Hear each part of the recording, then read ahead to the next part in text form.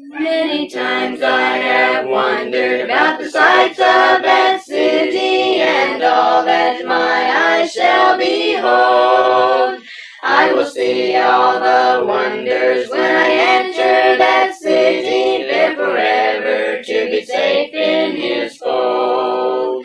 Some morning you'll find me touring that city where the Son of God is the light. You'll find me there on the streets, so pretty, made of gold, so pure and so bright. With Jesus, the one who gave me the victory, who led me across the divide.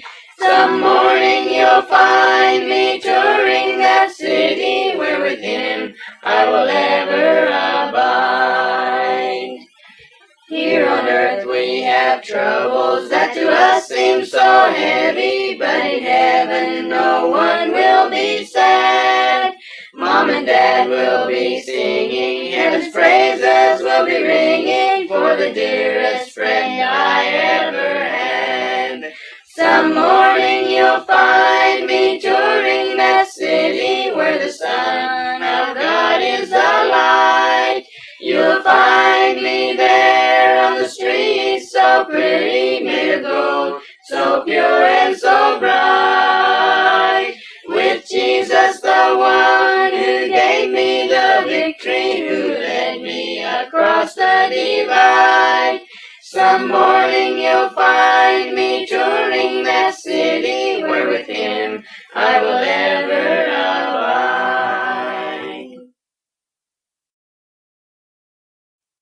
Without Him I would be nothing. Without Him I'd surely fail. Without Him I would be drifting like a ship without a sail. Jesus, oh Jesus, do you know Him today? You know, when I first decided that I was going to make a documentary, I was looking for all kinds of information on where to start, how do I begin, just the basic stuff when you're coming up with an idea to do something.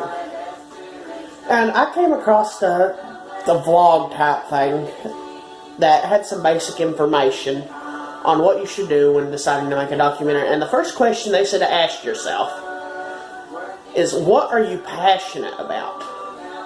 Now, I mulled that question over in my head for several months, and I came across all kinds of different ideas. At first, I just thought of just making one about the general, the area where I'm from, in the Appalachian Mountains, the eastern coalfields. But I also just mulled over doing it all my life, and just neither of them really came together. Like, I didn't have the opportunities to do what I needed to do to make those. And things weren't scheduled so that I could make a documentary regarding those subjects. So, things were scheduled to where I would be coming down for a homecoming at Little Bethel Mennonite Church, which is the church that I was raised in southeastern Kentucky. So here I got the idea, and I was asking myself, what am I passionate about?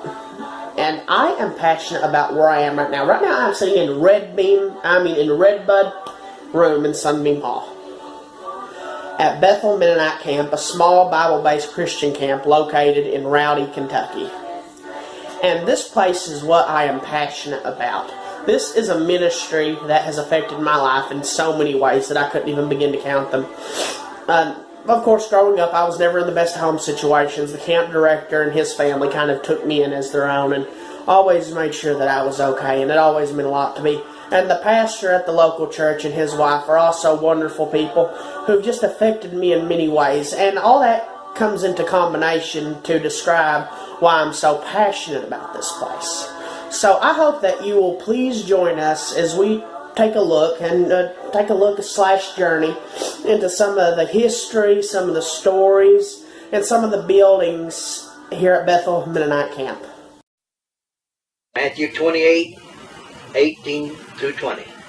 And Jesus came and spake unto them, saying, All power is given unto me in heaven and in earth. Go ye therefore, and teach all nations, baptizing them in the name of the Father, and of the Son, and of the Holy Ghost, teaching them to observe all things whatsoever I have commanded you. And lo, I am with you always, even unto the end of the world. Amen. Roger Voth, he's the director here at Bethel Mennonite Camp in Raleigh, Kentucky. A good friend of mine. And I came on the scene only 1995, so a lot of the history that I'll talk about is stories that I've heard from other people, and try to share a brief glimpse of what's going on here at camp. This property first came into the hands of the Mennonites in 1957. Before that, the 300 plus or minus acres that we have here was part of a Bethel children's home. That children's home, I think, started in the late 1940s, and they grew to where they had, I think, 50 to 60 kids here at what some would call an orphanage, but a lot of the kids actually had parents, so they weren't orphans. But this children's home, provided a place for them to come and be. The home got in some financial difficulties, and they actually had to close. 54, 55, 56, was pretty tight for them, and so the son of the guy who had run the children's home was trying to keep it going, and they just couldn't. And it was a sad day for a bunch of those children's home people. They've had some different family reunions of the children's home group here at different times, and they've always had a good time talking about their memories of that. And a number of workers would come back too and talk about that. But because they had to sell, I think they were in debt about $30,000, and the Mennonites paid $30,000 for this property. The kind of interesting thing that happened was that there was a church here close by that, there had been a number of mission churches started here in this area, and on Gaze Creek, this would be fairly close to Turner's Creek and Bowlings Creek, where there was different works going on. David Showalter was there at Gaze Creek, and the church house was in the way or in the floodplain for a new lake that was going to go in, which is now Buckhorn Lake.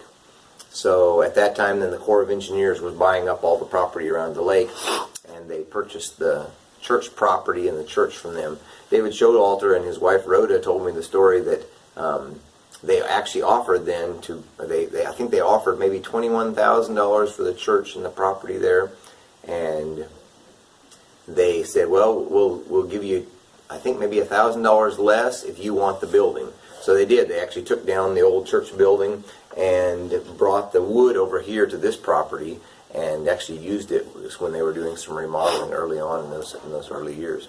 But they got the money from the church building, and then the Rosedale Mennonite Missions, or a Conservative Mennonite Missions and Charities, as it was called at that time, actually added another $10,000 to that, and they purchased this property for around $30,000 at that time.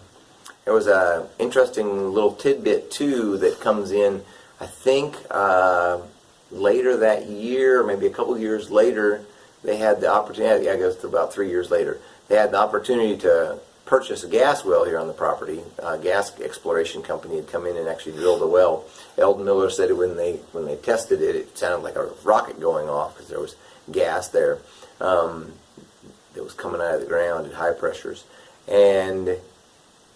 But the amount, I think they needed $10,000 or $12,000 in order to pipe the gas down here and put all the piping in, and we didn't have that kind of funds available at that time, and so it never did happen, and they just closed back up the well. It would have been nice to have that gas well for the last 60 years, I guess, that we've been having. If we would have had free gas, that would have been an amazing thing for the camp to have.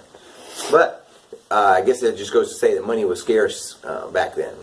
Money's always tight, but some people stepped out on a limb and purchased this property because they really felt like God was leading and was providing for this. I think one of the Turner's Creek egg people, maybe it was Earl Yoder or Earl Schwartzentruber, was coming down the road here and saw the for sale sign on this property. Earl's the one who used to take the eggs. I've heard stories. Earl He Yoder, wrecked up yeah. on Van Cleve one time. Yeah, he used to do that. But I'm not sure. I think it maybe was before he was even here, before Earl Yoder came. So somebody was driving the egg route, and I don't know who it was at that time. It might have even been like Alvin Swartz. And saw the for sale sign and made some contacts and said this property was up for sale. So then they got the deed. The property was deeded over to Bethel Camp or to the Rosedale Mennonite Missions in early 1957. And that summer, one of their dreams was to have summer camp.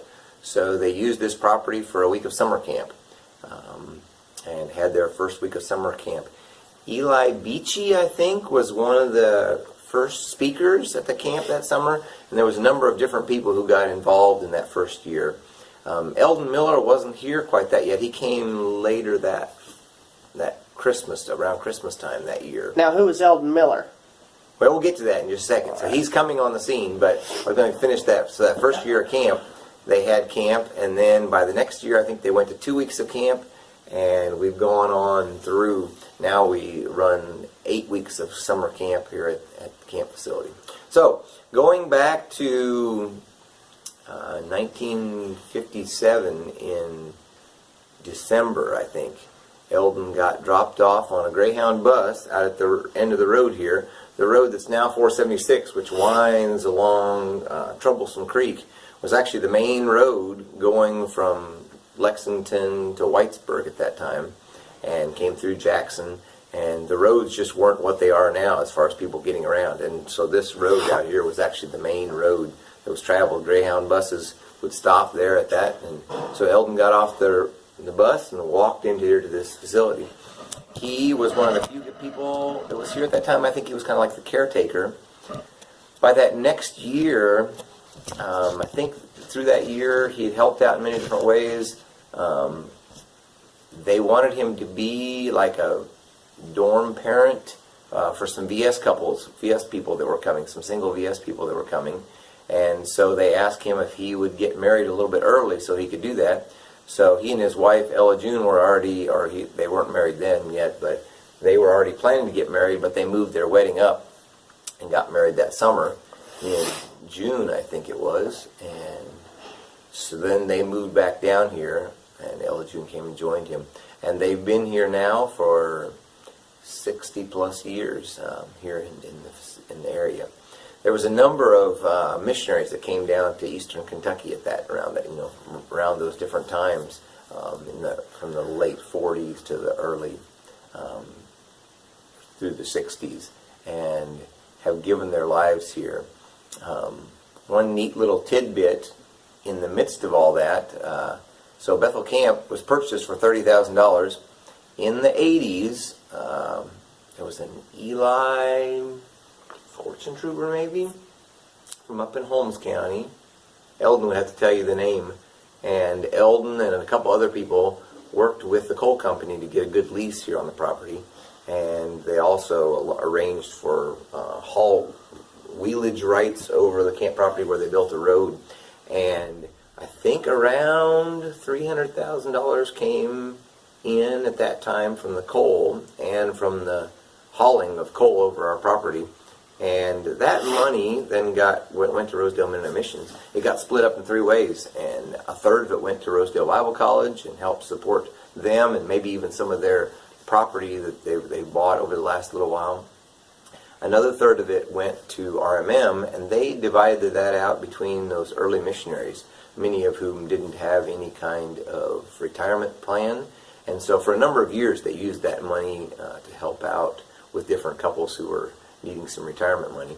And then a third of it came back here to the camp, and the board has been able to use that for different projects. When we first moved here, they had just built a couple of new cabins, and as we were gaining footing when they hired Ruthie and my wife and I, we were the first full-time couple, and so the kind of making the budget fit for a little while, some of that money was used for that. And then moving on, we've used a little bit more.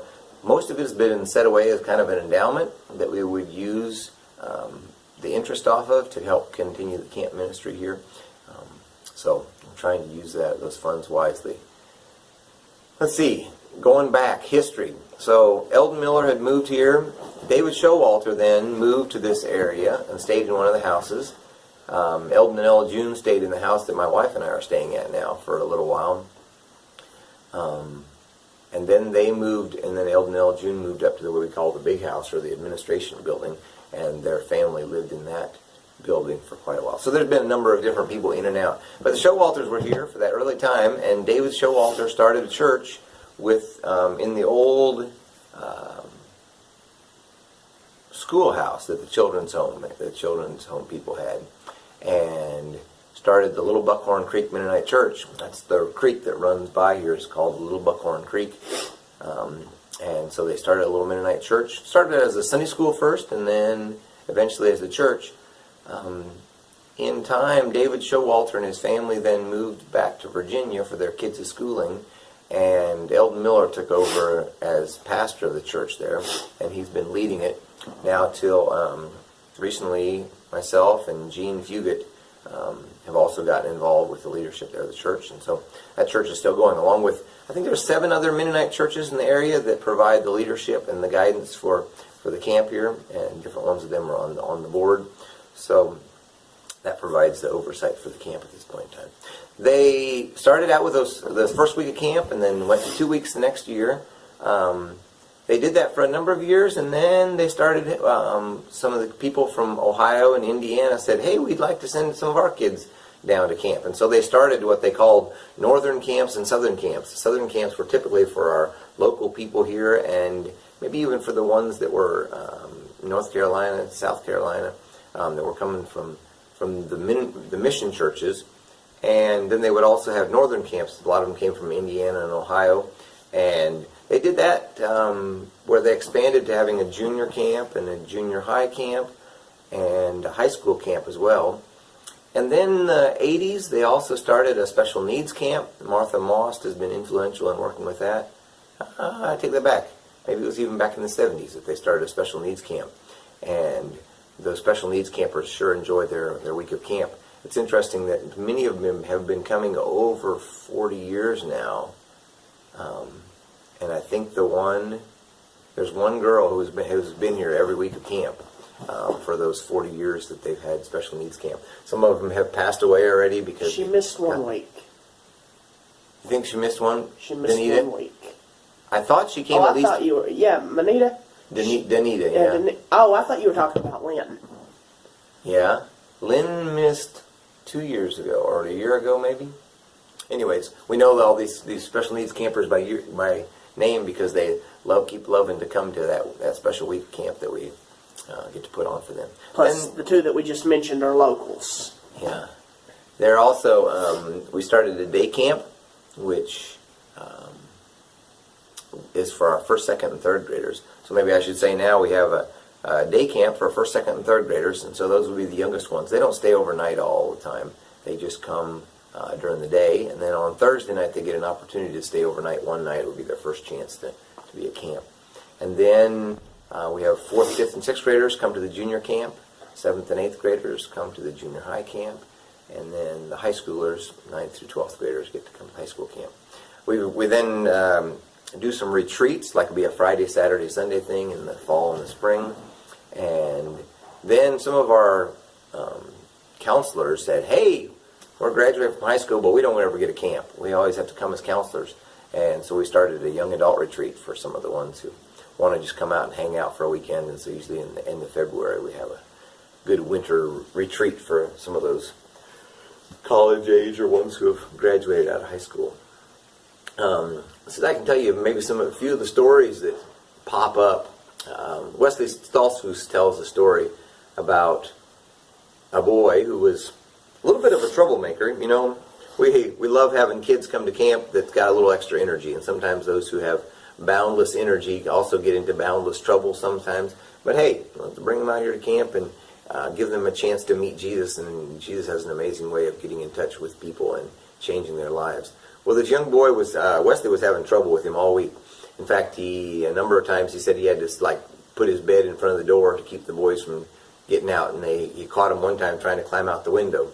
But on the last night of camp, I guess, this boy gave his life to the Lord and made a significant change in his life. Sometimes you don't even know exactly whether some person's serious, whether they do it just because their friends are all going forward to get saved, but it seemed like something was really special. So Wesley went to sleep that night, didn't worry about a thing, kind of was really excited about. The next morning he woke up and looked over, and this boy's bunk was empty, and he was like, "Oh no, he's gone out already." And what was he going to do? And he, like, where am I going to go? And quickly went out on the porch, and here was this boy going, "Wesley, look. Wesley, look." And he said, "What?" And he was looking around, and he said, "Look how green it is." And as Wesley came to see that this boy was looking with fresh eyes at a world that he had never seen with the eyes of Jesus. And things just looked different when he woke up that next morning and was experiencing life with Jesus. Lots of other good stories that we can tell. I enjoy our campfire times. That last night of camp. It seems like after a week of being together with a group of cabin mates or other people, there's some unique sharing that goes on.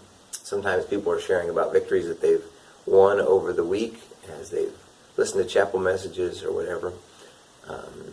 Sometimes it's asking for prayer and then receiving some special healing through whatever needs to happen at those campfire times. And so it was a big change here. I guess it would have started about 2010. Maybe I should go back. There's a lot of the history that I probably can't give you, and Eldon Miller would be the one to give a lot of that history. But when we moved here, when Ruthie and I moved here in 1999, we started getting involved, helping as counselors and speakers and helping out in like 95. But when we came here full time and moved here in the fall of 99, then we started working with the board, trying to figure out the direction that we needed to head. And first the thing was to finish the last boys' cabin so that we had all 4 boys' cabins ready to go. And then the board said, it looks like the next thing we need to do is build a couple more girls' cabins.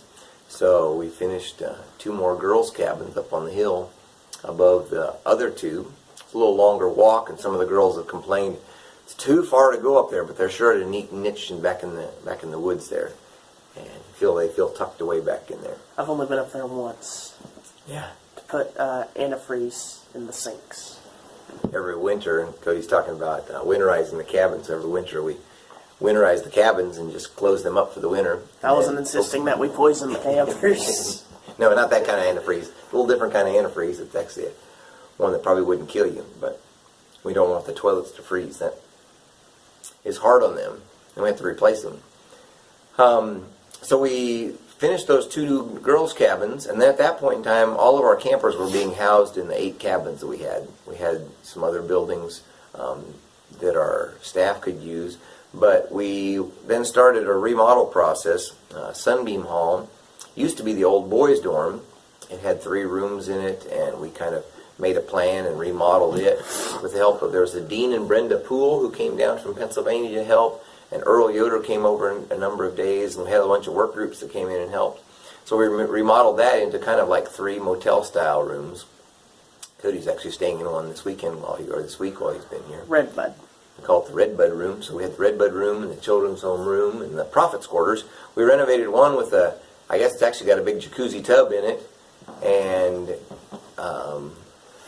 a kitchenette, and we told all the preachers and full-time Christian service workers in our conference that they're welcome to come use it free of charge, kind of like the Shunammite woman had a special prophet's quarters for Elisha, right? Not Elijah, but for Elisha.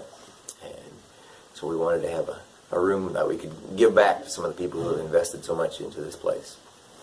Then, since we had the new girls' cabins done, then we weren't using Sunbeam Hall as the girls' dorm. So many of the people who came here in those early years remember Sunbeam Hall and Creston Hall as the boys' dorm and the girls' dorm. In those first years, they didn't have any warm water in there, and so they took cold baths in the tubs that were in those rooms. And later on, they got shower facilities and some hot water heaters too, I think. And there was a big 80-gallon water heater in the basement of Creston Hall that when we moved here, it was starting to get pretty rusted, and we were worried about it. We were fixing a leak down along the driveway, and we would fix the leak, and I went to turn the water tank back on to start the water pressure, and forgot to turn one valve quite right, and the pressure started building up there. By the time I got back, we were having a hard time sealing that off where we were turning the clamps, and then all of a sudden I heard a call from up in Creston Hall saying, the water heater's starting to break. And then I realized, oh, we've got too much pressure. And the pressure, I don't know what the pressure was getting up to, but it sure wasn't holding very good because it was finding any leak it could. And it actually then busted. It was leaking out of the bottom of that tank. That tank gave way and we had to get a new one in that.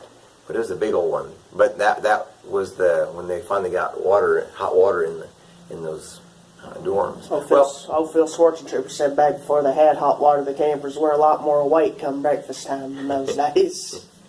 When you take a cold shower, it wakes you up pretty quick. Or a cold shower or a cold bath. And so then we started remodeling Creston Hall. That has 6 nice rooms in it. And so it's the house up on the hill. A number of our guests or speakers or worship leaders will stay and use that facility as well now. And sometimes we've even had enough space where we've had a family will come in and stay there for the week even while camp's going on.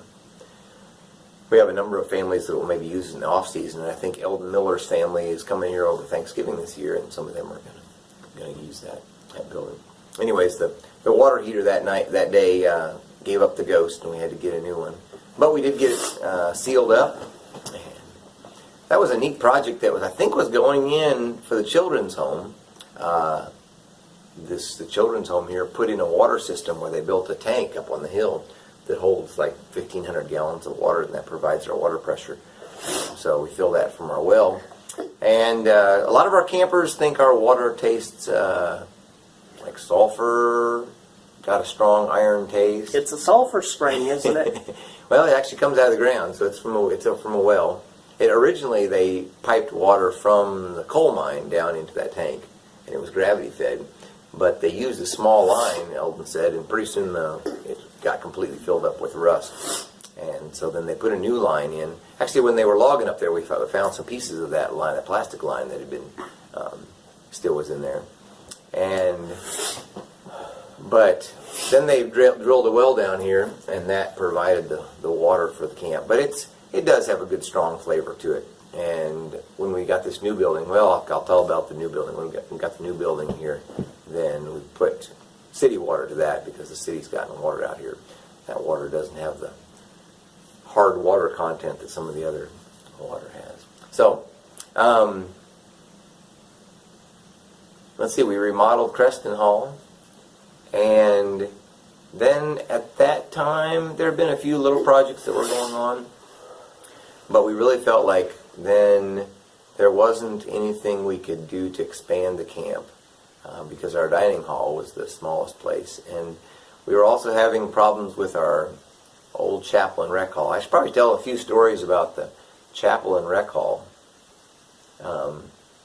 When the children's home was here, they had built a gymnasium. It was a 30 by 60, just a big square box that they had built, and they had basketball goals in there. It was probably state of the art for that day back in 1950, 49, 50. They built that gymnasium for the kids at the children's home. They could play inside when the weather was inclement, when they had inclement weather. When the Mennonites bought it, then that building was a gym for a couple years, and Eldon tells about bringing some of the local boys in here and playing basketball in the gym there and having some good games. But it wasn't making any money, and they needed some way to finance this place. And the Turner's Creek eggs was doing pretty good. So David Showalter at that time said, well, let's start producing eggs. So they put chickens in 2 levels. They actually put a second floor, and that's where they used that wood that came from the old Gaze Creek church. they put the wood in for the second floor and had an upper and lower floor, and they actually used a bunch of the windows from the church for that too. And put, I think they had 3,000 laying hens in there is what the number I heard, which was giving them a bunch of eggs a day, probably over 2,000 eggs a day that they were taking out. They had an egg grater and all kind of stuff, and a number of people were helping them at different times to take care of the eggs, and that provided income for the place here and provided some extra ways to keep the place going.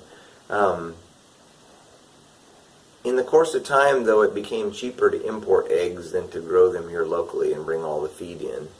And so they didn't think it was feasible. And Eldon was also doing some more hay work at that time. So were some times when there was one story about them taking manure out of the chicken barn. And a local guy here, Eldon, was helping, and he hadn't driven the tractor much. And he came down you had to kind of come down the hill and then make a really sharp curve. And as he came down the hill, he wasn't making that curve, and he was realizing that it was going to turn and go down into the creek, and he wasn't getting the turn made. And didn't know how to work the brakes quite right. And here goes the tractor with the manure thing all in it, going down over the hill. And the guy just barely was able to grab onto a tree limb as the tractor goes down. And Eldon heard this commotion from up in the chicken house and went down to see what was happening. And here this guy was swinging down from the tree, and the tractor had gone all the way down into the creek. I think they managed to drive it out the other side and pull it out somehow. I'm not sure exactly how it happened, but it just goes to show Eldon was at work here in the community, investing in a number of those people. And I think, if I'm thinking that it was the same guy, there was a number of times that he said, yeah, Eldon would hire me to pick up hay for him or all kind of different things. And so those his opportunities to work with different farming stuff here in the community gave him an opportunity to meet people and be involved in people's lives. So in that chicken house, they eventually stopped using chickens, and my father-in-law remembers some times when there was chickens in the bottom and they went upstairs to play games, and then at a later time they actually had hay upstairs, and I think the downstairs then got remodeled. So they were using, for a while they were using for different things, and then it got remodeled to having a recreation room upstairs, and they poured a concrete floor. It was about this thick of concrete to try to level the whole thing out. And by the time we got here, all that concrete was kind of cracked, but it had settled in there and it was good and solid, and we'd sweep it. It was kind of dusty with all the kids running up and down the stairs, but that building lasted good. Then in the 80s, they remodeled the downstairs and made it into our chapel. So when I came here, that was where we were having chapel, and there were some good times of being with the Lord and singing. In those last years, we got to the point where that building we were outgrowing it. We didn't have enough room in the chapel. Sometimes it would get really hot in there because there wouldn't be any air conditioning. And we were able to kind of open it up and add some extra space in there. I think that was about like 2007. And when we opened it up, because I think we had it open for our 50th anniversary celebration, when we had the 50th anniversary celebration here. But then we were realizing that building was just really hard to take care of, and there was some spots underneath it. The foundation was not very good, and I would go underneath it about every year just to make sure the foundation was propped up and making sure it was all right. One week, I think my brother and I spent maybe 2 weeks underneath there, kind of clawing and pulling out stuff and putting big beams underneath there to lift the whole floor up to make sure it was solid. And it was staying good. We remodeled the bathrooms, and well, we put them in so at least they had some floors that weren't falling through. We had one time where there was some floors that were getting really weak, so we fixed the floors in there. But that was a kind of a sticking spot, and so we were wanting to get something new for our chapel and possibly for a recreation room. But we also realized that we were needing some new space for a dining hall too, because our dining hall only held 70 people, and sometimes we would have 75 campers plus staff, and so we were eating outside with some of the kids and then serving outside. and the kitchen was a little bit small. So all those kind of things kind of came together, and vision was kind of made in like around 2010 that we were wanting to start a new building that would house a new rec hall and chapel as well as a dining hall. And so we're sitting actually in the building right now. This is a meeting room that's just off the dining hall. The kitchen is next to that, and then on the second floor above here is the chapel and the rec hall, and then a large front porch that gives us kind of some outside room. We started talking about this, and some people said, yeah, it can be done. Other people said, no, I don't think you can do that back in the little holler here in Kentucky. And we didn't want to do anything, too, that wasn't where God was leading us. But the more we talked about this, really felt like what God was wanting us to do. We got some original estimates, and the finances seemed like, there's no way we can ever do this. But God provided with some people who gave early on, some of the we call them founding fathers and mothers who were here starting out this thing. Their kids and grandkids gave money to support this, and soon we got enough money that we could finish the upstairs and put the whole building here and then finish the upstairs. So by 2014, we tore down the old building in the fall of 2013, and by the summer of 2014, we were able to just kind of in the last nick of time, we got inspectors to come out here and give us the approval for us to be in camp that summer. Interesting fact, I was one of the last, I was in the last group of campers that was in the old chapel. Your high school, your last high school year, or was it one of your other high school I don't know. I know it was the last year, because we tore it down. Y'all tore down the chapel. Wait, no. We all took a picture, because we were the last group that was going to be in it. Yeah.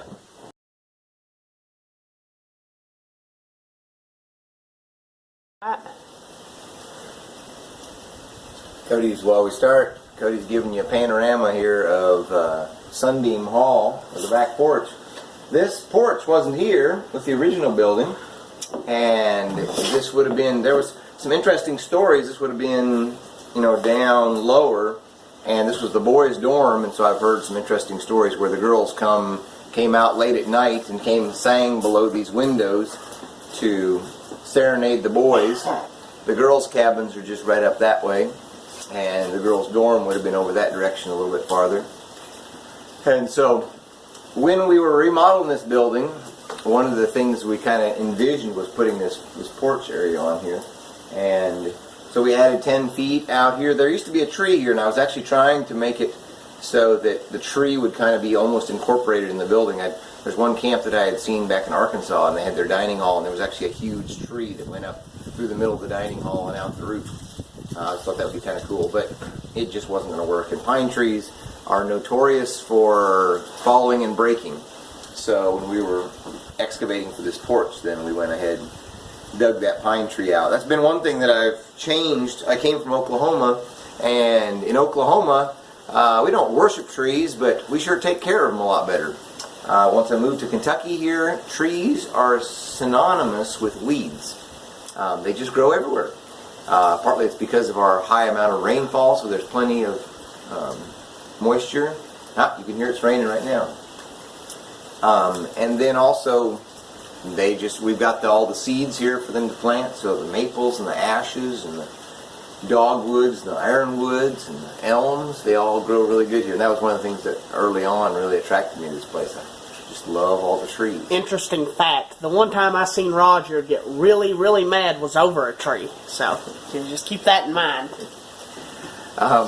We have plenty of volunteers who come, and whenever anybody comes and wants to help with the weed eating, which we have lots of here, the hills, we can do a little bit of mowing on the flat ground, but whenever it's steep ground, then it's got to be weed eated. And the truth is that if you hit a tree with a weed eater and nick the bark, that scar will be forever in that tree. So I just tell people, don't hit the trees.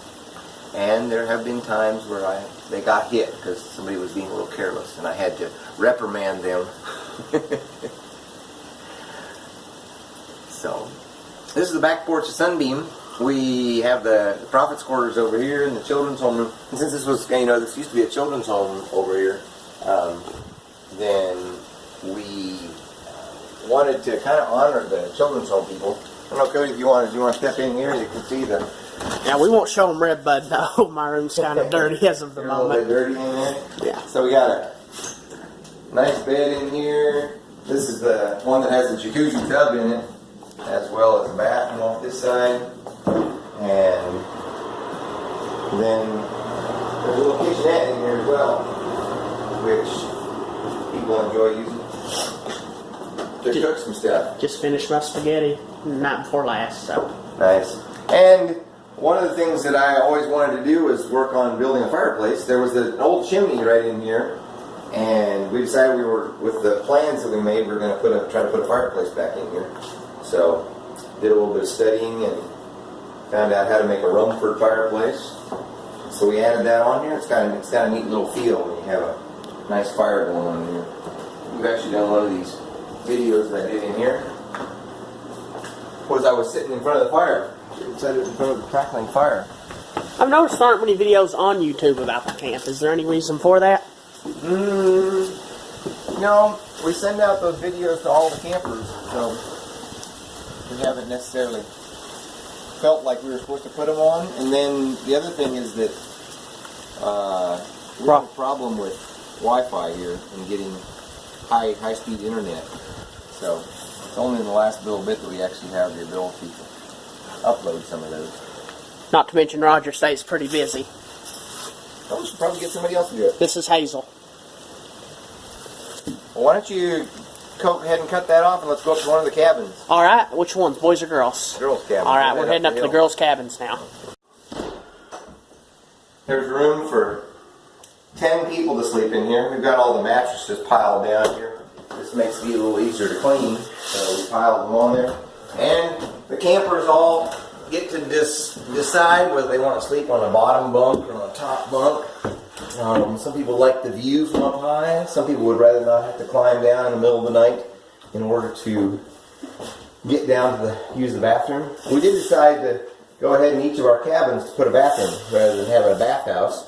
So the people that started this cabin was actually built in 1990. So this would be going on, I guess, almost 30 years old here. There's a bathroom in there. Just a note, the girls' cabins are much nicer than the boys'. The thing that we did was when we were thinking about making boys' cabins, they decided, we would like to make these so they last good, so they built them out of block. Well, the thing about Kentucky is it's really damp here, and the block seemed to keep the cool. It made it a little cooler. Those cabins are a little cooler, but they also stay damp all the time, damp and humid, and then things are just a little hard to clean and take care of. So there's usually 10 campers in here, 8 campers and 2 counselors in the cabin. That gives us some people who can help with the campers, make sure that they're getting to the right places and getting to bed on time. Cody was asking me a little bit on the way up here, up to the cabin, about my wife's family. My wife, Ruthie, is a Huntsburger, and her mom and dad actually met at this camp quite a few years ago, back in the early 1960s. So it was not in the first 10 years of camp. They met here, and I guess there was enough sparks of romance that they eventually ended up getting married. My father-in-law, my wife's father, he came from the Knoxville, Tennessee area, and my wife's mother, my mother-in-law, she came from Hickory, North Carolina. Each of those churches were one of the mission churches that sent campers up here. They were associated with the Mennonite church. So they sent campers up here. So a big bus would come from Hickory, North Carolina. For a while they had one of those old limousines, a big old stretch car, not like a fancy limousine, but back in the 60s they had a number of those they used to use as church buses. And then for a while they did actually have a bus that they would drive up here. And the people from Knoxville came up here to enjoy camp, and Ruthie's parents had met that way. So then when my wife was coming to camp, she came here to camp a number of years, but she actually liked being a camp counselor better than being a camper. So when she became a camp counselor, she really enjoyed that. The guy who was the director at that time, Phil Schwartzentruber, he's actually still a pastor of one of the local churches here. Good guy. And Phil Schwarzentruber really kind of mentored her and a number of other people and gave them, they got to see what a week of camp could do, and Phil was pretty good at leading at that time. At that time, we would only have these 2 cabins, and then all the other campers would have been in the dorms.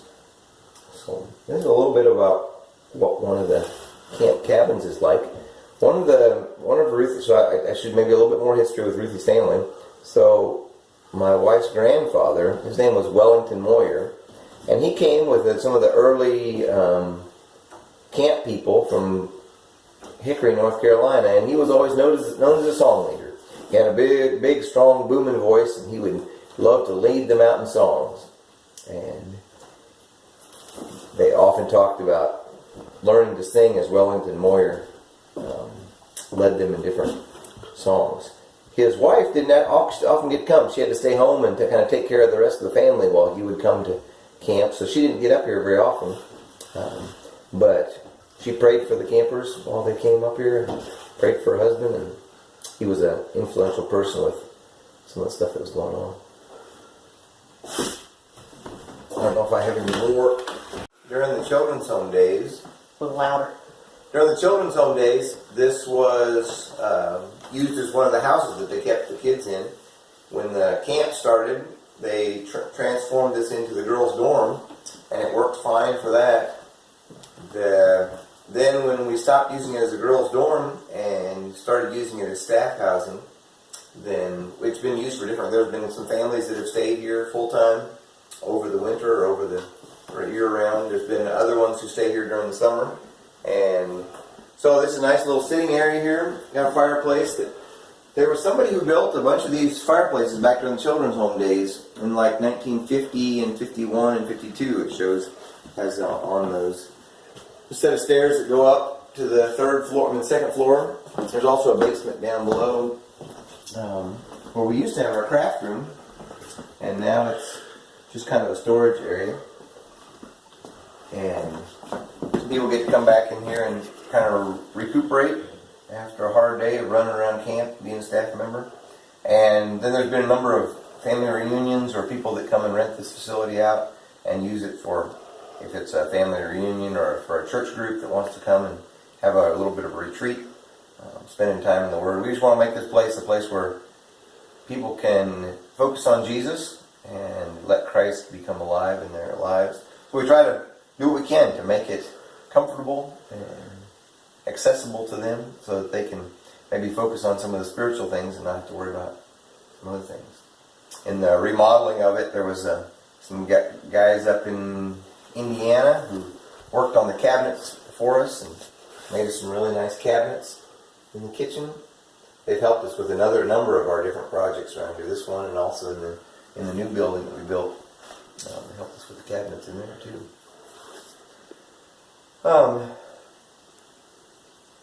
During the 1970s, there was a lot of voluntary service couples who came to help out for a 2-year stint. During that time, the Mennonite Church was encouraging their young people to do voluntary service for a couple of years. And so they would, after high school or maybe even after college, rather than going and starting in the workforce right away to make money, it was a way to say, hey, I want to give some of my time, some of my energy, some of my effort to the Lord. And so there was a number of, whether they were couples or young people, who came and spent a year to 2 years here as voluntary service couples and helped out in the church in various ways. It was neat to see at that time how many different ones gave of their time to help this place, and each one had maybe a little bit different vision, had a little bit different ideas of what could happen. It was even during that time that an older couple, Vernon and Nettie Bontrager, came and they remodeled the old chicken house and put the new chapel in it. Were they here at the last service in the chapel? Yeah, they were here for the first. I remember meeting them in the in that chapel, and then they were here for the last one right before we had a special kind of dedication and moving on to the new building and groundbreaking of that new building. It was kind of a special time, and Vernon and Nettie wanted to be here to kind of celebrate that time with us as we were moving on. He put a lot of work into fixing up that old chapel, and served us well for all those years. Like Cody said earlier, it was a tough time when we tore that chapel down. That would be one video you could find on YouTube, is the old chapel coming down. We had an excavator that came and helped us push down the old chapel. And that thing was, everybody talked about that building might just break down. And when I went underneath it, it always looked pretty sturdy. There was things that we had to shore up, but that was a strong building. And we found that out when they were trying to tear it down. The excavator had to pretty well tear off all the corners in order to make it weak enough so that he could push it over. So when he finally did, then it came down with a roar, and dust went flying everywhere. Even in that, there was still, at that time, when we were starting to take it apart, there was still a few eggs that had fallen down in the cracks. They were completely dried up inside, but had been there for 20, 25 years in the cracks of the building, since it was a chicken house. Having these extra staff buildings was also and it gave us some of the start into some building funds. So when we renovated this, we got our first taste of doing some fundraising. I think we had to raise about $35,000 to renovate this building, and that kind of gave us an understanding of what we needed to do when we started raising funds for that new building. So it's interesting to see how God was preparing us with this project, the smaller project, before we got involved with the bigger one. Any other questions you're thinking of, Cody? No, not really. I guess we can move on to the next place. Sounds good. All right. Let him get situated. Show off some of the camp clothes. Sure. I'll bring some of them out here. Well, here we are at the snack shop. One of the things that kids like probably more than anything about camp, well, they like chapel pretty good, and they love the food, and there's lots of things that people like about camp. Just shout out, old Bill Burns' son, he throw it down in the kitchen. So that's simple. He's a good cook. Good cook, yep. Here's one of our long sleeve shirts we got with Bethel Camp on there. We chose a Bible and pine trees there to signify. We come out into the... Now, here is a question. The thing with the Bible and pine trees, is that like the camp association that the camp's a part of? Not the Mennonite thing, but the summer camp thing, or is that specifically Bethel Camp's logo? That's our logo that we've chosen. Okay. I think it actually may have been a logo that a number of camps used back in the 70s and 80s, but we kind of latched onto it. We designed it just a little bit different and maybe added a few trees and kept that because we'd like to focus on learning Scripture, which gives us a good insight into the Lord and what He's doing in our lives, and also doing it in a place where, say we got we got Bethel Camp sweatpants, and these are actually a really nice warm one, so if you're a northerner and live in cold climates, these are the sweatpants for you. Actually don't work too well here in the camp in summer because it's so hot. And this is our summer camp t-shirt. You see we got Kentucky on here. These actually were our Bible verses, Ephesians 2:8 through 10, and a whole bunch of other verses. 2 Peter 1, 3 through 4, and it has all the words of their Bible verses from the summer. And we were talking about being handcrafted, that God's handcrafted us. Each specifically, we've all got gifts, special gifts that God wants to use in our lives. And so when the kids come up here to get some snacks at the snack shop, they've all got an individual personality too. Some of them like to drink Gatorade, some of them like to drink Pop, some like to get water in their water bottles. Others of them like candy bars, others like chips, and so we try to have a little bit of snacks for everybody. They probably don't need any snacks, but there's something fun about spending your money on. Why don't you take the camera, show them that little paper on the inside about if the campers don't have money. Oh. That always tickles me every time I look at it.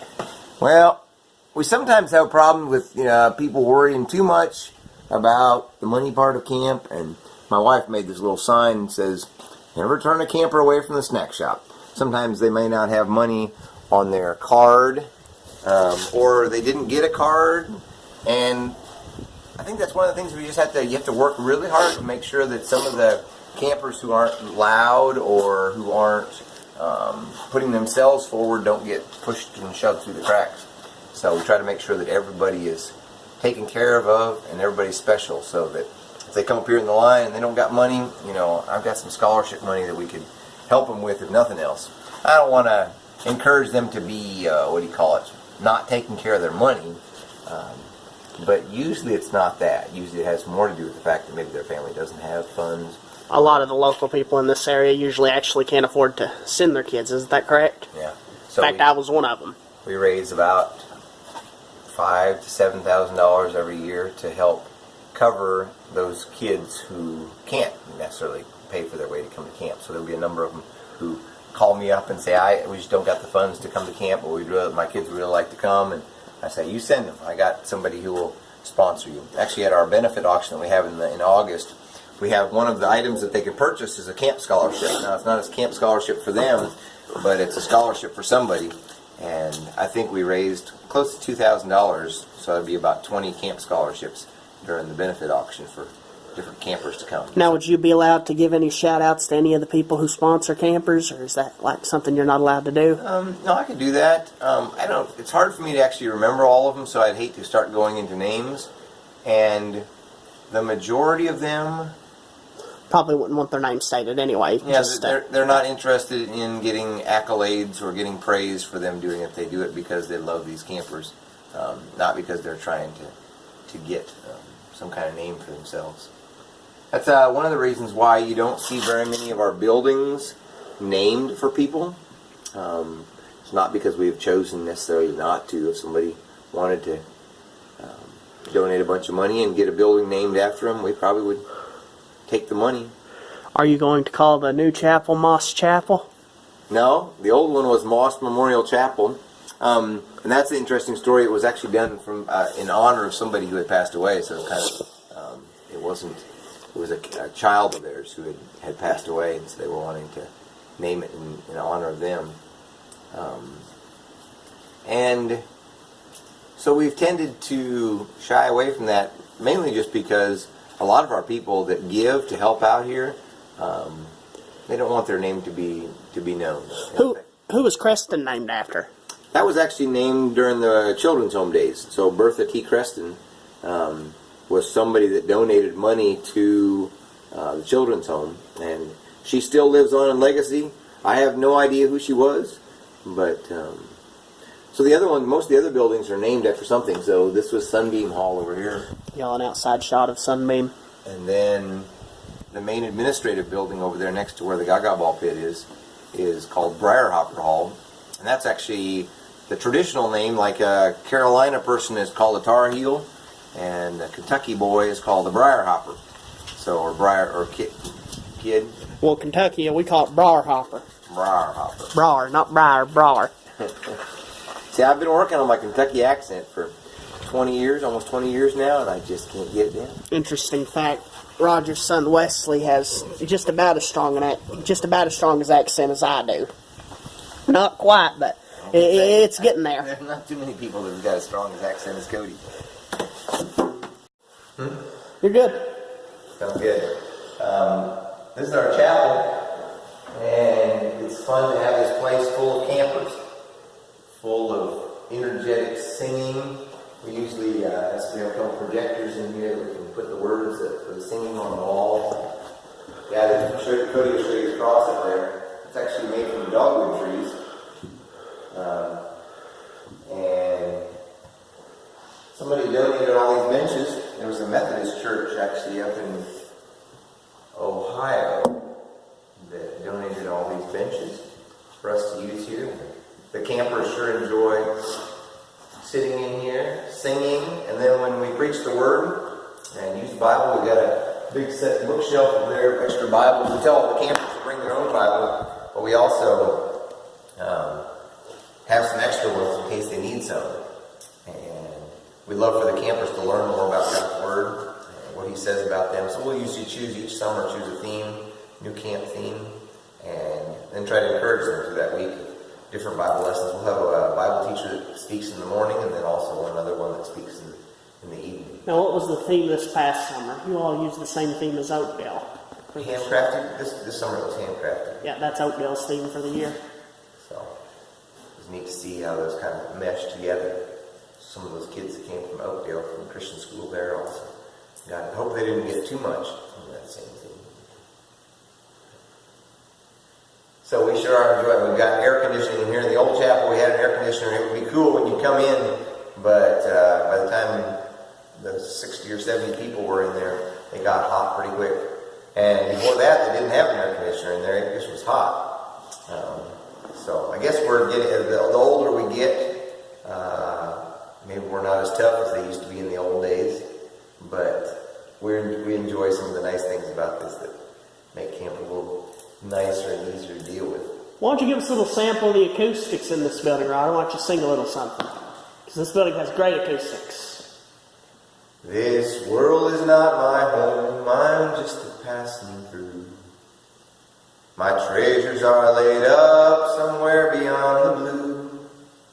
The angels beckon me from heaven's open door, and I can't feel at home in this world anymore.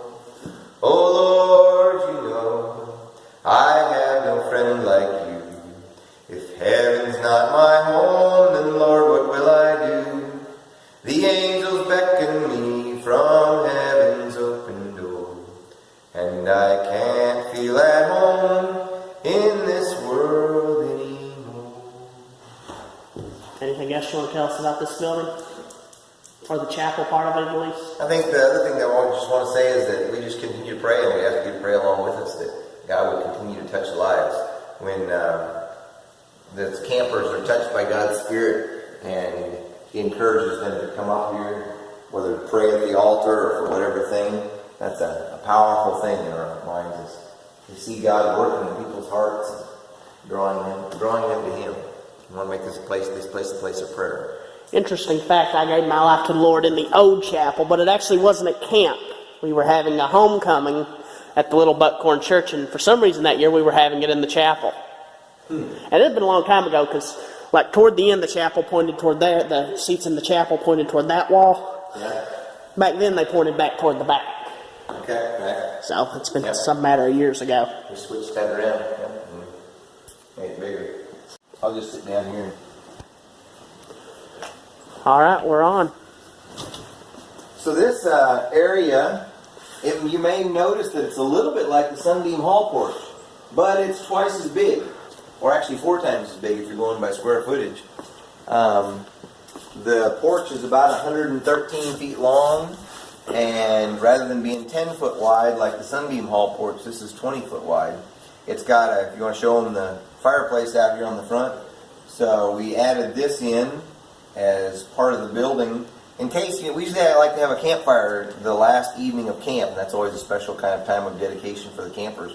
But every once in a while, the weather will be such that we can't have a campfire, and so we end up, before we would end up inside. Sometimes we'd use flashlights and pretend that was a fire. Well, now we got actually something that's a little bit better than that. We've got our own fireplace that's in the dry here, so we've had a number of actually campfires in here, and all the porch is half full of people as we're enjoying having a campfire here. It's not the funnest necessarily to have a nice hot fire on a hot summer day, but we don't have to build a huge fire in order to make it work out. This is also, we love this porch. It's got a neat view of the mountains, and there's something just really peaceful about sitting on this porch. It tends to get a pretty good breeze that comes through here, and then when it's not a breeze, we've got some ceiling fans here that keep a nice breeze going. Another interesting fact about old Bishop Big Country here, I was here for the first fire that was in that fireplace. When we had a staff meeting out here, didn't we? We want to try it out. So Special needs camp. This was just finished this year. You can see there actually on the top there's still some woodwork that needs to be finished up here. Why don't you come on back this way and we'll go into the rec hall here. Now, something I've noticed about the floors, they're pretty much the same color, except they're not as cracked up as the floors that were upstairs in the old rec room. I mean, this one. Oh, that one in there, yeah. I saw me and Dad. He had never played carpet ball, and I was showing him what it was. This is a game called carpet ball. You can see there's red balls down here. Cody's got his. I'm going to put this in there. We've got 2 of them. And I've got the white ones down here. And the way it gets played, Cody throws his ball from down that side. You going to throw yours? Sure. Can you play and video at the same time? So he's going to throw the ball that way. All right. And he tries to knock these balls into the trunk. There's a trunk back here. Oops, looks like you missed. Then I'm going to try to get mine. Oh, and I missed too.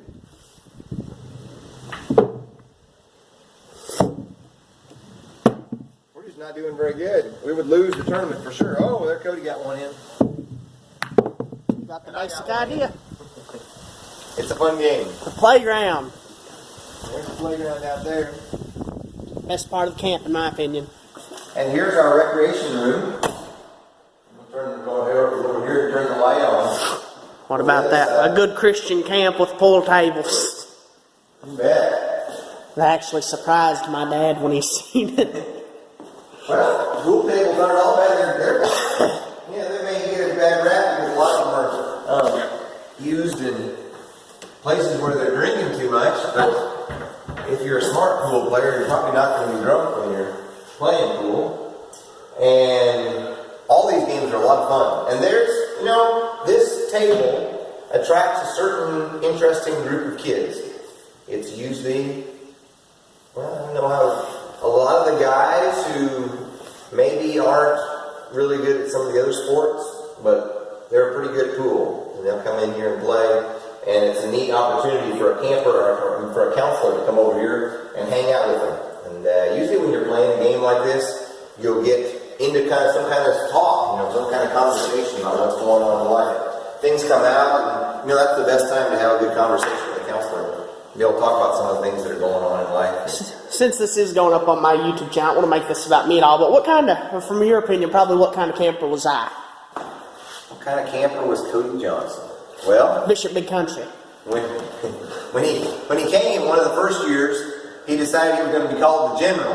Oh, I forgot about that. So, one of the years, probably for 3 years, everybody referred to him as the General. People still call me the General. We had 2 different Cody Johnsons that year, I think, and so that was part of it. So, this Cody Johnson was called the General. And he liked to order people around and tell them what to do. This Cody Johnson, the General, is usually always right, too. And so you had to really argue. But boys, you heard it right from the mouth of children, son. Always right. Y'all done heard it. Or at least he thought he was always right. So it became my important job to show him the ways in which he was wrong. And then he showed me the ways in which I was wrong, too. We'll go out here on the playground. You saw the playground. Show them it again. Now, interesting fact about me, I did not start out as a camper. I was raised in the local Mennonite church down here over the hill. So we're walking over that way toward them. As we're walking here, are you taking a video still? Yeah, it's recording. Up here on this hill, so this is our playground here. And boys' cabin. Hill, there's 4 boys' cabins, and they're, like we said, they're all made out of block. They work pretty good. But we're talking about possibly replacing some of those and building with wood cabins. Seems like everybody likes the wood cabins a little bit better. The 2 new cabins that we've been building since we finished this chapel and dining hall, we're building 2 new cabins to add a little bit more space for people to be here. And so those we're building out of wood too. That seems like they work pretty good. Actually had one of our board members who donated all the lumber for the cabins. And that's a pretty neat thing. So here's the volleyball net, and the basketball. We got some box hockey games over there. It's a very unique game. Our 9-square game is put away for the winter so it doesn't rust. And the trees are turning beautiful. Just look at all those colors. When I first came here, this whole hillside here was all pine trees. And I thought that was so amazing to see all those pine trees.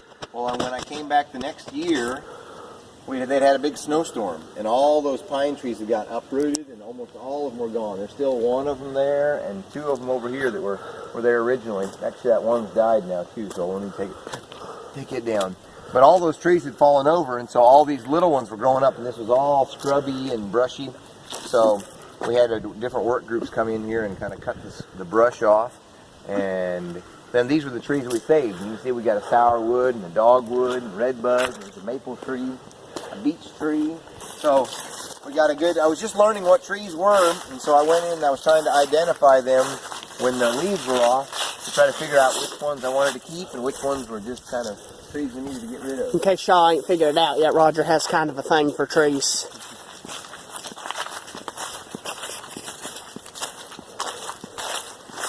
Want to show them the trail to Bobcat Cave as well? Sure, I think my sign's on, but I can pull it up. A little bit about this part. We're standing here on the road that goes up to what we used to call the second silt pond, or the lower silt pond. This area here, the old road used to go on that side, over where the water slide is. That's the road that went up there. They actually hauled coal out of there during the children's home days. They had a little coal mine up there that they got coal from. When they were finished with the coal mining this has been the coal mining that they did on camp property. They had to put 2 ponds in there to catch all the silt. So that actually made a nice flat area up there. So we won't go up there and look around, but there's a nice kind of a picnic area up there where we have our campfire and we have our cookout up there. And there's a pavilion up there that can have a picnic underneath. But this is the road that goes on up there, and there's a little playground up there as well.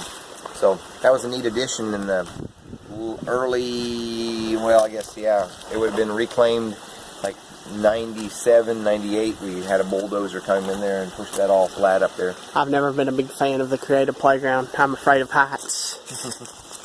I'm standing under one of the white pines here. This measures about maybe 12 inches in diameter.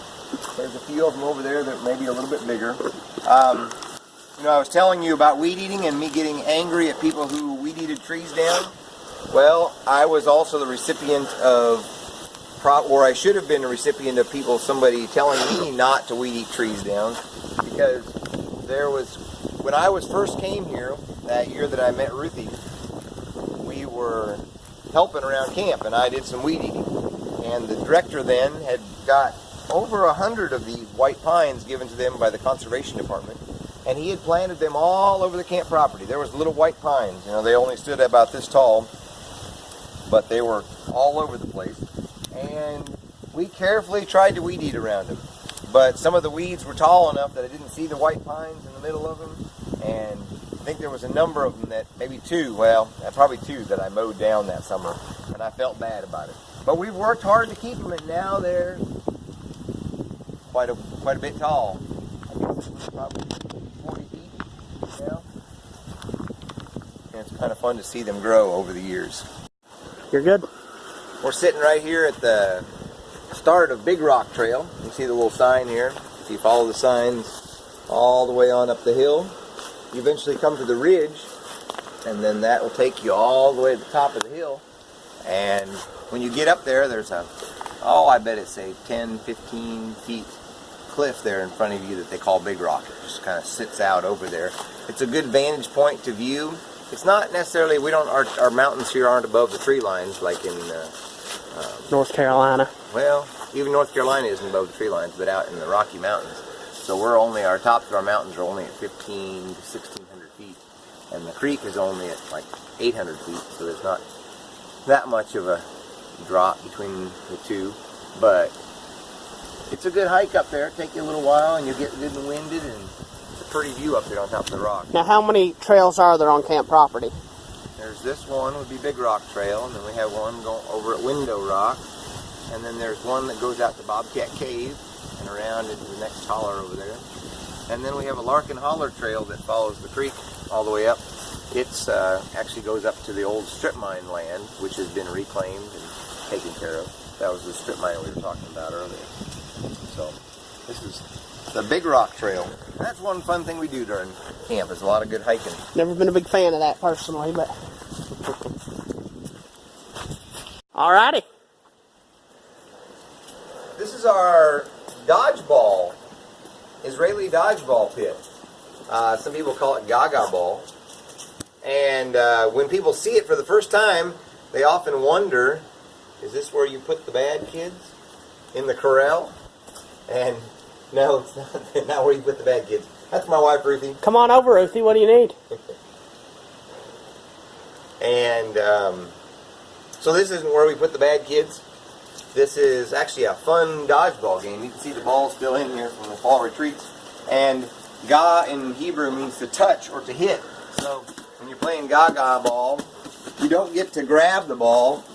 You just have to hit it. And if the ball touches your leg or anything below your 5, then you're out. You have to go out to the far side, and while everybody is trying to play, and when everybody gets out, then the last person standing is the one who won the game. Usually a game doesn't take more than 2 or 3 minutes, and so then everybody says, come on back in, start a new game. It's a lot of fun for everybody. I'm standing here in the water slide tank. During summer camp, this will be filled up about to my waist full of water.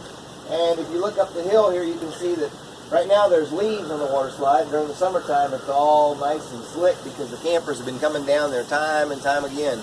There's a big set of stairs that they built to climb up there, and the campers will be lined up along the side of the stairs waiting their turn to come on down here. It's amazing the speed you catch when you're coming down here and zooming into this thing. But this catch bait you can make a pretty good splash. So if I was coming down here right now, I would get you a big splash, and it'd be all over Cody's camera, and then we'd ruin the camera. Nope, waterproof foam. Waterproof phone would work, huh? So this has been a neat thing. They were talking about building a pool back in the mid-90s, like 94, 95, and a pool costs a lot of money. We didn't have that kind of money to put into a pool, and they said, hey, you know what, for about $5,000 we can probably put in a water slide. So they did, and it was a pretty good $5,000 investment that has been used over and over and over and over. Just thought of a great idea. What? Like for a fall retreat, fill it like right up to the brim with leaves. Oh, down here? Yeah.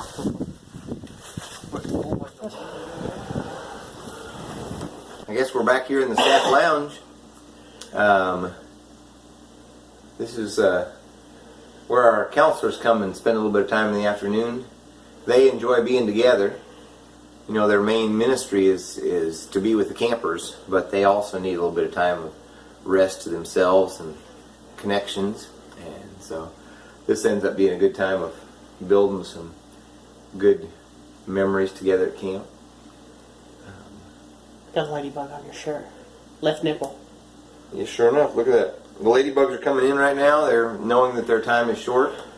And so that's one of the interesting things that I found when I moved here to Kentucky is we've had the influx of ladybugs. And I guess they're actually Asian lady beetles, I think, not the real ladybugs that we like. But so we do a lot of vacuuming of ladybugs to get rid of them. What else was it that you wanted me to talk about? What's your vision for the future of Bethel Camp? Let's see. What would I like to see? You know, our mission is for individuals to experience life change through knowing Christ as Savior and Lord, growing in relationship to Him, and then sharing Him with others. So we want them to not only learn to know Jesus, but we want them to grow in relationship with Him, and then as part of that growing, also they're going to want to show Him with others, show Him to others. And I'd love to see that continue. As these campers come here, I want them to experience Christ, and I think we need to continue to be training. So my vision, I'd like to see myself replaced in some ways. I'm looking to get some people involved who can continue to do this camp ministry, because we've seen that God has really blessed this kind of people coming away for a little bit of time to come to a new environment and spend some time with Him and grow with Him. And we need to get the next generation doing that. I'm almost 50 now and need some people filling in, taking up. I can't quite run with the kids like I used to, and would love to see somebody in their mid-20s who gets a vision for this ministry here and wants to come and take and run from here. You know, there's lots of things that we can do as we change and as our culture changes. God's Word doesn't change, and the truth of Scripture doesn't change, and it still changes lives, changes hearts, and gives us freedom from the sin that would so easily entangle us. And God wants to set His people free. I'd love to see more campers continue to be set free as we learn how to really change and adjust, not the things that we're teaching from Scripture, but change and adjust maybe the ways in which we teach it, the games that we play, the fun that we have. There's going to be different things that will be done throughout the years. As far as buildings go, I'm not sure where we're going. I know we're going to build these 2 new cabins, and then we want to remodel Eldon's old house that we call Homewood Hall. And once that's done, then that would be a place for another couple. We really need another person, another set of people here helping out with Ruthie and I. We just can't get all the work done that needs to be done to keep all the buildings clean and keep them organized and do the fundraising that needs to happen in order for these campers to keep on coming. So, and I'd love to see us, as far as the camper mark, our highest camper numbers we've had this over the summer for those 8 weeks of summer camp has been 494 campers that came here to camp one summer. And I'd love to see us beat the 500 mark, not because numbers are important, but because every kid that has a chance to come here to camp, we want them to experience Christ's love. And the more people that can experience Christ, the better this place will be. Kids to enjoy Jesus. How does the camp do it, like not only at summer camp, but at reaching out to people in the community? Like not only summer, but in general. So we've, as you develop relationships with people in the community, and that's one of the things that Eldon was really good at and still is really good at. So as he developed relationships, then you get other people that want to be involved and helping out as well too. So when I go around to local schools and talk to them about camp, inviting kids to camp, they welcome me to come, and share with them at camp. They would let anybody else, go on in who wants to share about some summer opportunities too for the kids. So we talk to them and invite them to come to a week of summer camp, and we've had good support just from that way. So then, and each of us, I encourage all my staff members and my family to be involved in a church, because I think that the local body of the church is Christ's method for reaching the lost and reaching people who are needing Jesus. And so we try to get plugged in with the local church and share with that. So we're meeting together with people on Sunday mornings. And then, wherever you go, if you have a mindset to be looking at people as fellow travelers on this road, and we're all needing help and needing encouragement, there's amazing conversations you can strike up with somebody at the auto parts store, somebody at the restaurant you're at, or whatever situation you're at. When you run into somebody at Walmart, it gives you opportunities. And you'll find that all of a sudden you'll be walking down an aisle in a Walmart, and here will come one of the campers that was at summer camp. They say, I know him. He was the camp counselor. He was at camp. And so I get a chance to say, hey, how you doing? And kids love if you can remember their names and call them by name when you see them. That's a powerful thing. So that's one way we reach out in the community. I don't know if you've seen some other ways in which people have reached out in the community. Well, I'm speaking more specifically like the local people that go to church here, perhaps the lady, I'm not going to say names, who was here yesterday, or even me and my family. Just like the people within the Rowdy area, Clayhole area. My dad preached a sermon one time. The camp's home base. Yeah. So my dad preached a sermon one time, and I think I tried to tell people some of that same thing. You can be the kind of person who wants to get all you can all you get, and sit on the lid. Or you can be the kind of person who wants to reach out and share with people. And if I as an individual am looking for opportunities to invest in people, then there's just wonderful opportunities for us to use the gifts that we have and share those kind of things with others. And so I think we need to do that, continue to do that, to reach out, ministering to people. So when somebody has a need and I have the ability to somehow meet that need, well, usually that need and my ability to meet it are one of God's ways of showing that this is something that God wants me to be involved in. So if I see a need, meet it. Do whatever I can to help meet that need. And sometimes I have the ability to help that. Sometimes it's not me that can help that person, but I may know somebody who can. And in the midst of all that, I realize that it's not me, it's not any of us individuals, not any of the people at church that are actually helping somebody. It's actually God that's working through us to know the needs of people around. So, and we realize, and I think, Eldon, our pastor, models this for us well as he goes and spends time at funerals. He realizes that funerals are a time when people are really in need. They need a comforting hand. They need somebody to be there with them, to walk through it with them. And he spends so many hours at the funerals and in the viewings the night before, talking to people in their time of need. And that, when you develop a relationship like that in a time of need, it gives the opportunity to speak into their lives at a time when they're really open to seeing, looking for things that matter. So it's a neat opportunity.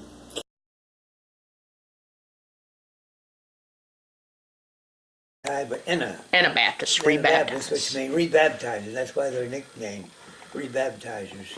So anyway, that's the way the church started. Well, then, just like he was a leader, others since that time became leaders too, and that's why he got denominations. Some leader, like men of silence, they felt strong about something the Lord impressed on their hearts. And so they started teaching it, and first thing you know, it's get a following, start a new group. So that's why we have so many churches. Well, like in Bethel County, we got over 100 churches, right around 100 churches. And some are very small, none. In fact, we only got 1 or 2 churches over 100 people. The rest are all under 100. There's a church in Bethel County with over 100 people. Yeah. That Providence Church has over 100 people. And First okay. Church of God has over 100 people. First Church of God don't have as many as they used to have, but they still got over. Now that's Bobby Holland, right? Yeah. And Gary Bellamy. Yeah. Good men. Good So men. there's a few that have close to that, like Freddie Finley and Doug Finley's church, where they pastored. They have close up to 100, But I like Fred all the and rest, Doug. Oakdale, they would have, 75 probably? 50 to 75 in that realm somewhere? Yeah, but there's only there was 13 members, but I was kind of what they would consider excommunicated. But now there's 14 people who are only members of the Free Methodist Church. Yeah. So, but they have a lot more people come. Yeah, because all the students. Yeah, so it comes. And and I'm not strong about big memberships. I'm more concerned that we get people saved and get them growing in the Lord or reach out. See what happens, some churches, they don't really like to see just anybody walk in that door because they'll be quite comfortable. And so if people do come in and they sense that they're not welcome, well, they're not going to stay. So that's sad. But the other side is, take like downtown Presbyterian Church. That used to be one of the biggest churches we had in Bethel County. Gert Memorial Presbyterian. They have now from 10 to 15 people. 20 would be a big crowd for them. And so I feel sorry for them. Fred Combs has come to me to talk about it, and Dan McIntyre from Jackson Wholesale, they goes there, and both of them said, "What are we going to do if we have no young people? What are we going to do? If we don't get some young people, or young couples, young families, as us older ones die off, what's going to happen?" He said, it's a real concern. And some of the other churches is the same. And so when you have young families, but young families go where you have fellowship. So that's why sometimes young families don't care to go to just a big church, old-time church, when there's no children, no youth fellowships. I wonder if that's why the Happy Church is doing so well, because they focus on kids. They do well because they have a table with bread. Yeah. So whenever a church has that, you're going to draw the young people crowd. Now my concern is what happens if the bread should stop off the community table, Yeah. So as long as you have a community table, you can get crowds, and you can pick people that come for loaves and fishes, I think that's a large part of the Happy Church's ministry, though, because of course, whenever I was little, I grew up as a Happy Church kid, and sometimes that were the only meals I would get. Yeah, I'm not against that. Wouldn't think it would, you, Ella June? Because, I just like I told Roger and Gene, I said, we could have a lot bigger church if somebody would feel called to haul people. there's children. So Eldon, how did the CMC get started, and what was it originally called and such? Like, I know they were all originated at what's now known as Rosedale, but Yeah, we started in 1910 in Michigan, and a group of churches came out of Amish background, and they didn't have Sunday schools real active, you know, had church every, well, just like Amish do today. yeah. And they felt like we've got to do more for young people, our children, and want to have more of an active Sunday school. So they just got together for fellowship. And 1910, some people from Michigan and some people from Maryland. There were the two main groups that came to start. And we had a kind of like a church conference. Them days they decided to call themselves Conservative Amish Mennonites, because they come out of Amish church. Yeah. And so they want to honor that. So, but they wanted to also be identified apart from not old order Mennonites. So they called themselves Conservative Amish Mennonites. And so, but then as time went on, that thing grew, and their children got married, and they started more churches, moved to other places, and so that wherever they went, just kind of like the Holden was doing right now, you know, they're spreading out because they got kinfolk here. The kinfolk say, well, we'd love to have the church in our country, because we got the family here. Well, that's the way it happened then, so churches just spread by marrying here and yonder, and started. And then the day came back, I don't know what year that was. You probably have to be in the 60s, I guess, when they decided, you know, we don't really relate to anything much to the Amish people.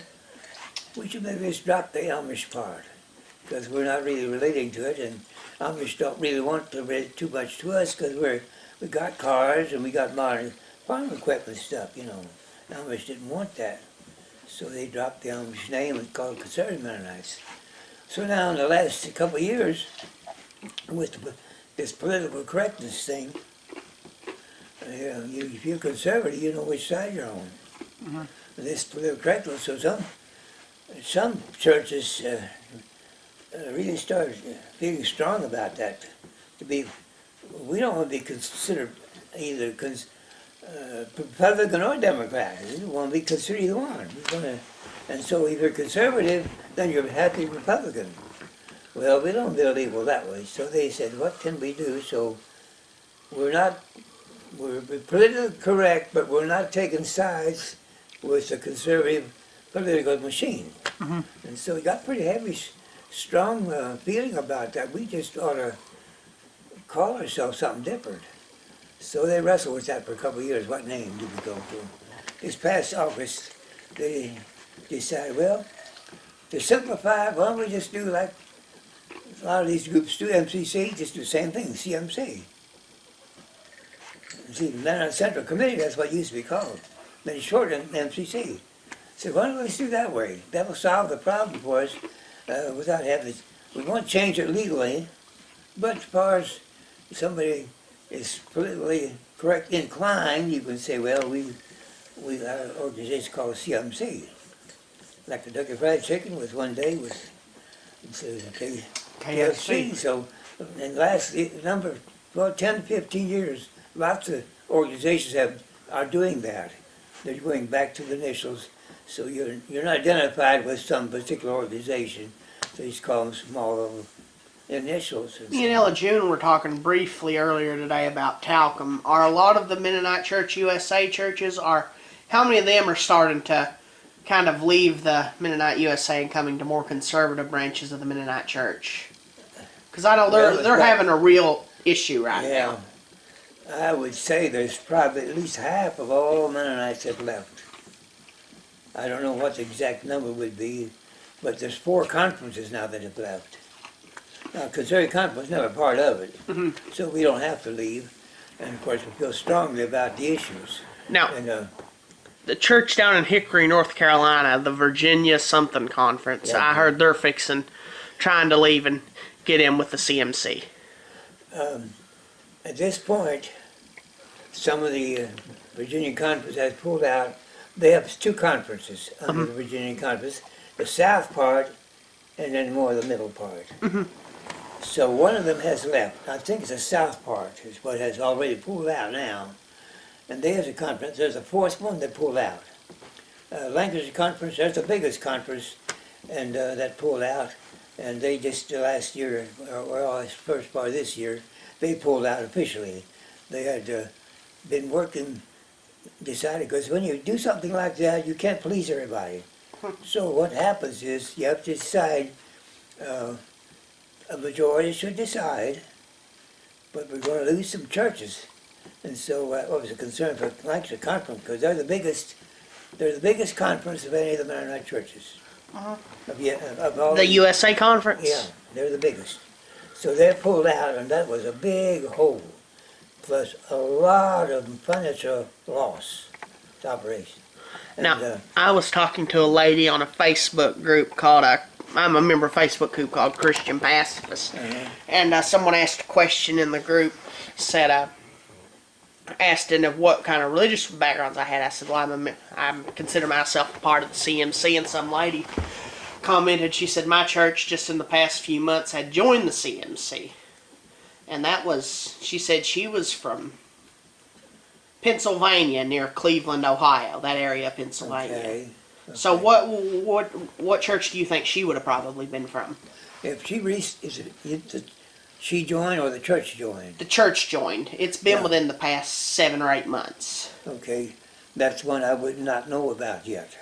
It's not in the directory yet. Okay. The directory I got this year is from past. All right. So next, when we get together in February, that'll be added to the list, you know.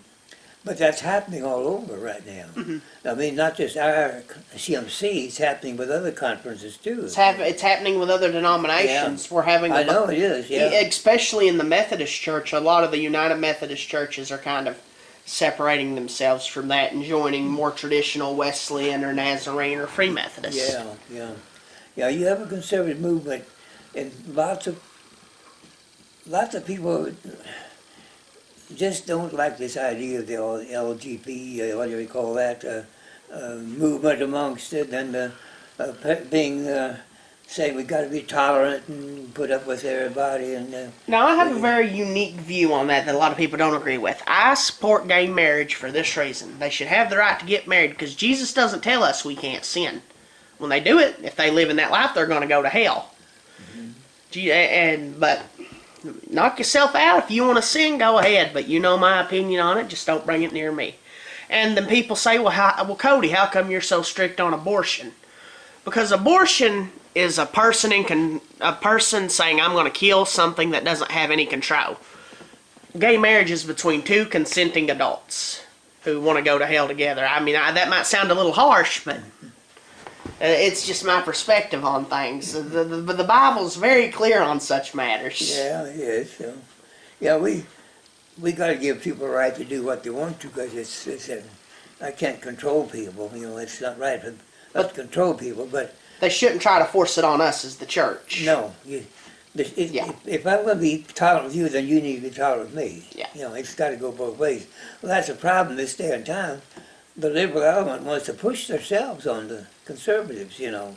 And of course, sometimes the conservatives may push the other way too, but it better be based on the Bible, whatever you do. Recently, I've come to the perspective, I guess I've kind of adopted an old Mennonite theology, and I've kind of come to the thing that I don't think Christians should be involved in politics. I don't think it's wise. Yeah, I feel that. Because when you say you support a certain candidate, you're saying you support what that candidate supports. And when you get to that point, you're not going to find the perfect candidate that supports everything biblically. No, and that's, But of course, the Christians have to walk a fine line, because if good conservative people don't vote, the world's in trouble. yeah. Well, I'm not against voting, but I would say if you're going to vote, you vote by principle, not by party. Exactly. And that's where I stop, right there. Yeah. So, somebody asked me, who are you going to vote for? I said, well, the last time somebody asked me for the last election, I said, I'm not going to vote for anybody that promotes abortion, promotes homosexuality, promotes this thing of marriage with same sex, if they promote that as a candidate, I'm not voting for them. Exactly. So I vote for principle. You're probably not a big fan of Miss Hillary Clinton. Well, we probably shouldn't discuss that. Yeah. You know, I actually met her once. Did you really? Yeah, despite of her political stance, she's actually a very sweet lady. Yeah, she's a sweet lady. Yeah. I don't doubt that. Cause, and hear her talk. I just like to hear her talk. Her language, the way she talks. Yeah. That part, I can enjoy that. You know. Yeah. She's a very eloquent speaker. Yeah. So I'm not against that, but in principle. So Yeah. like I say, it's Of like, course, we're not going to find anybody we agree with completely, but I mean, a president. It's not a. You can't prove everything he does either. So Well, yeah. there's no perfect candidate. So what I do is the one that is the nearest to what the Bible would teach. I think we ought to pray for him, support him best we can. That's what Paul did, you know, said pray. And Peter, in his writings, he also admonished us to do that, to honor the king, you know. I was rooting for Dr. Ben Carson, Yeah, a good Christian man. I like him as a person, but I don't like his philosophy. Well, I've not really studied too much into his philosophy. Does he have some He- theological issues? Well, he not so much theological as principles of administration. He's a strong socialist. Oh, I wasn't aware of that. He would be the kind of person who ought to get every college student ought to have free college and medicals ought to be fighting for that. But who's going to pay for it? Exactly. See, the capitalists got the money, but we'll redistribute the money to everybody that has the same amount of money. But when that happens, production slows down and stops. To be married, it was, it's working out pretty good that way, just to come on and get started earlier. Eldon came, he was here, he came in December of 2000, wait a minute. No, it was 57, I mean. 1957 he came down, and he was here for 5 months, and then they suggested that we don't just move our wedding up a little bit more. So we did, and got married in May. Then he was here 5 months before I was, and so he was the maintenance man. He helped to fix some of these buildings up that needed concreting and different things. So I'm Now, not sure. when you all got married, where were you living at the time? Were you living in Iowa or Kansas? Where I was living, I was in Iowa. I had got to Minnesota for about a year and a half for with church work up there with John Rops, the National Church there. And they needed help up there, and I'd also been helping at Richmond, Iowa, at a mission there. And then the same call came to go to Minnesota, so I had sort of time to decide. I wanted to be sure it was God's will rather than just me wanting to go more than that, you know, so I was sure on that. So anyhow, I went up there and Eldon, so we had correspondence. Of course. We wrote letters a while there. So anyway, he kept on being here. Well, then when the 6 months is up, they called and wanted us to go then to Mississippi. And at that point, then we thought, well, we won't think we'll go anymore if they can get somebody else for here. He asked what would happen with the maintenance program here if he left, and they said, well, they'd get somebody else. So Ellen just said, why couldn't I just be that person? And said, why couldn't we just stay here and you get somebody else from Mississippi? So that's how it went. And of course, I never thought about being this long. Now, doesn't Eldon have a brother or someone who lives in Mississippi? Yeah, he does. It's a different part of Mississippi, I think, than what they are, but they're in Crawford now. But he and his wife moved, or she was there too. That's it. I think how he went down there for her too. I'm getting mixed up here. So, not sure that's how it all went. But we were here. Then we got married in May, and then we stayed on. Then we became helpers of the church too, to help with the church work here. Besides, and then the camp started getting bigger. Earlier, we just had 1 or 2 camps a summer. And then it kept growing from one kind to another. Then they started with a work camp And like that's a good, the Northerners want to start coming here too. So that's what they did then. They got bigger and bigger, and now it's like 8 camps now somewhere, I think. So. Yeah. Now, you and Eldon are very well known in the area. You don't want to give you all the big head, but you and Eldon are kind of legends in the local area. How do you think you and Eldon managed to build such a repertoire and build such great relationships with the local people? Well, I'm not sure. I guess just because we tried to be available when they needed help and wanted help, I guess. And through the farming situation, Eldon farmed here, and he had some boys here to help with the farming too. And that was quite a program by itself too. And then, so he was here for that. And let's see. I'm not very good at this. Oh, you're doing fine. So anyhow, the time just moved on, and we kept staying, and year after year we got more involved with the camp program then, and with the church life. Then Eldon was ordained to preach, and then David Showalter family had lived here, and they felt like they needed to leave because their children were getting to be college age. Now, David Showalter was the one who started the church, Little Buckhorn. Well, actually, Eldon's first cousin, Paul Slable, was here like we were, too. And they lived at the big house. Oh, okay. And he wanted to start a church. So at that point, David Showalter still lived in Gaze Creek. Uh-huh. And so we would go over every Sunday there for a while. Then when they were moving over this way, everything just changed then on that. And then Paul Slables had to leave. I'm not sure what came up, but they had to leave. So the Showalters, then their boys wanted to go to college, so they were going to move to EMC. They decided that it'd be cheaper to all go as a family rather than to just one person go and live in a dorm. That way. So, and I think David maybe took some more college too. I'm not sure, but anyhow, I think they were here 5 or 6 years. I'm not sure how long till they left. Well, then at that point, Eldon sort of became the main pastor because he was the only one here, I guess. So. Yeah.